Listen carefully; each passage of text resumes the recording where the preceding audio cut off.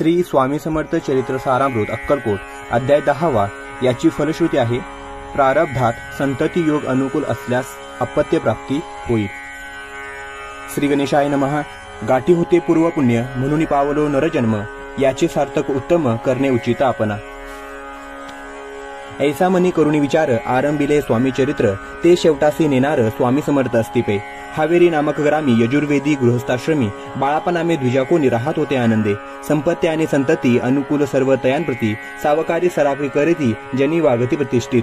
30 वर्षाचे वय झाले संसारात ते उबगले. सद्गुरु सेवेचे दिवस आले मती पालटली तयाची. लटिका अवघाव संसार या माझी नाही सार, परलोकी दारापुत्र कोणी नाही कामाते.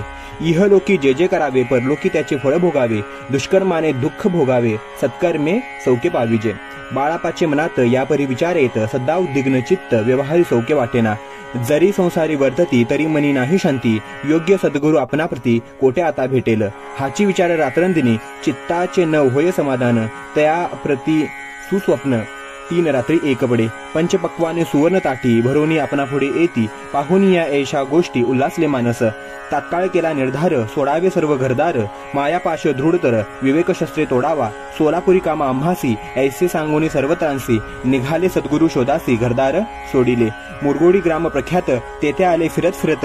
जेथे चिदंबर दीक्षित महापुरुष जन्मले. ते ईश्वरी अवतार लोका दाविले चमत्कार. तयांचा महिमा अपार वर्णू केवी अल्पमती. स्वामी चैत्र वर्णिता चिदंबर दीक्षितांची कथा आठवली ते वर्णिता. सर्व दोष हरतील.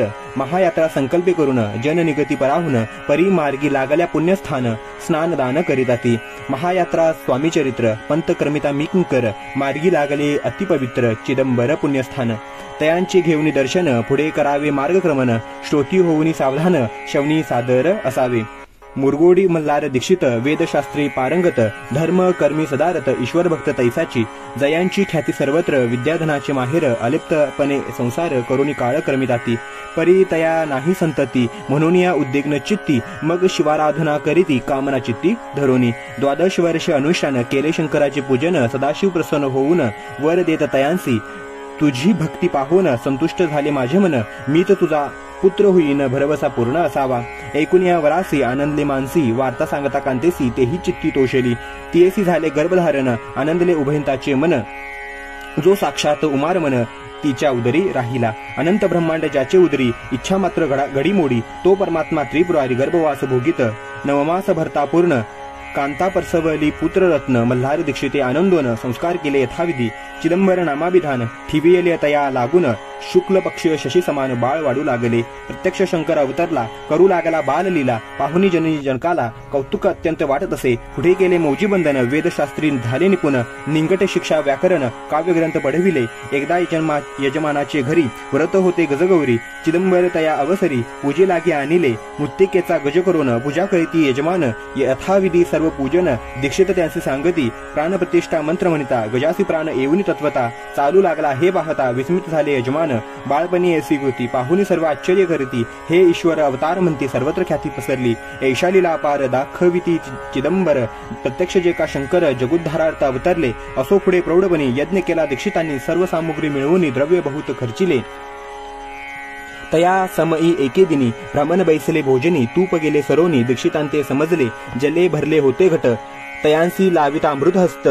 ते घृत झाले समस्त आश्चर्य करीती सर्वजन. तेव्हा पुणे शहरामाजी पेशवे होते रावबाजी. एके समिते सहजी दर्शनात ते पावले. अन्यायाने राज्य करीत दुसऱ्याचे द्रव्य हरित. यामुळे जन झाले त्रस्त दाद त्यांची लागेना. त्यांनी हे ऐकून मुरगुडी आले धावून. म्हणती दीक्षितांशी सांगून दाद आपुली लावावी. रावबाजीचे वृत्तांत कर्णोपकरणी झाला श्रुत. म्हणती जे सांगतील दीक्षित ते अमान्य करवेना. मग दीक्षितांशी निरोप पाठविला. आम्ही येतो दर्शनाला परी आपण आम्हाला त्वरित निरोप देईजे. ऐसे सांगता दीक्षितांप्रती त्यावेळी काय बोलती. आता पालटली तुझी मती त्वरित मागसे निरोप. कोपला तुझोरी ईश्वर जाईल राज्यलक्ष्मी सर्व. वचनी ठेवी निर्धार निरोप तुझ दिला असे. सिद्धवाक्य सत्य झाले. रावबाजीचे राज्य गेले. ब्रह्मवर्ती राहिले परतंत्र जन्मवरी. एके समी अक्कलकोटी दीक्षितांच्या निघाल्या गोष्टी. तेव्हा बोलले स्वामी यती आम्ही त्यांचे जाणतो. यज्ञ समारंभाच्या अवसरी आम्ही होतो त्यांचे घरी. तूप वाढण्याची कामगिरी आम्हाकडे ते होती. लीला विग्रही श्री स्वामी जयाचे आगमन त्रिभुवनी. ते दीक्षितांच्या सदनी असतील नवलनसेची. महासिद्ध दीक्षित त्यांचे वर्णिले अल्पवृत्त. मुरगुडी बाळापा येत पुण्यस्थान जाणूनी तेथे ऐकला वृत्तांत अक्कलकुटी स्वामी समर्थ भक्तजन तारणार्थ यतिरूपे प्रकटले. अमृता समान रसाळ कथा एकता पावन श्रोता वक्ता करुणीय एकाग्र चित्ता अवधान द्यावे श्रोते हो. पुढे अध्यायी कथन बाळापा करील जपध्यान तयाची भक्ती देखून स्वामी कृपा करतील. भक्तजनांची माऊली अक्कलकोटी प्रकटली सदा कृपेची सावली आम्हावरी करीते. मागणी हिची स्वामी प्रती दृढ इच्छा माझे चित्ती शंकराची प्रेमळ प्रीती दास विष्णुवरी असो. श्री स्वामी समर्थ चरित्र सारामृत नाना प्राकृत कथा समत सदा परिसुत प्रेमळ भक्त 10वा अध्याय गोडहा इति श्री स्वामी समर्थ चरित्र सारामृत श्री चिदंबर दीक्षित कथावर्णनम नाम दशमोध्यायः. श्री स्वामी राजार्पणमस्तु शुभम भवन्तु श्रीरस्तु. श्री स्वामी समर्थ.